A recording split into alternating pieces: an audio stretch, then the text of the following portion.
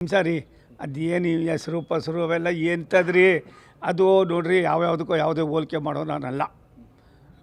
ಏನಕ್ಕೋಸ್ಕರ ಪರಮೇಶ್ವರ್ ಅವರು ಎಜುಕೇಷನಿಸ್ಟು, ಅವರವೇ ನೂರಾರು ವಿದ್ಯಾಸಂಸ್ಥೆಗಳಿವೆ, ಒಂದು 200-300 ವಿದ್ಯಾಸಂಸ್ಥೆ ಇದೆ.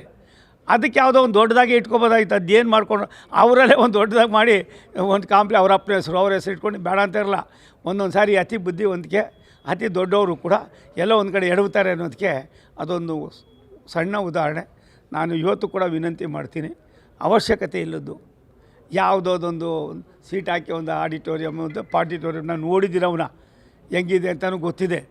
ಆದ್ದರಿಂದ ದೊಡ್ಡರು ಒಂದೊಂದು ಸಾರಿ ಅತಿ ಬುದ್ಧಿವಂತರು ಕೂಡ ದಡ್ಡರಾಯ್ತಾರೆ ಅಂತಾರಲ್ಲ, ಹಂಗೆ ಪರಮೇಶ್ವರ್ ಸಾಹೇಬರು ಅವರ ಶಿಷ್ಯಕೋಟಿಗಳು ಮಾಡಿರ್ಬೋದು ಅಂತ ಕಾಣಿಸ್ತದೆ. ಅವ್ರು ಇವತ್ತು ಡಿಪೆಂಡ್ ಮಾಡೋದ್ರೊಳಗೆ ಅರ್ಥ ಇಲ್ಲ. ಅವ್ರು ಅದ್ರ ಬಗ್ಗೆ ಚಿಂತನೆ ಮಾಡೋದು ಒಳ್ಳೆಯದು. ನಾನು ಅವ್ರನ್ನ ಬುದ್ಧಿವಂತರಿದ್ದಾರೆ, ಒಳ್ಳೆಯವರಿದ್ದಾರೆ.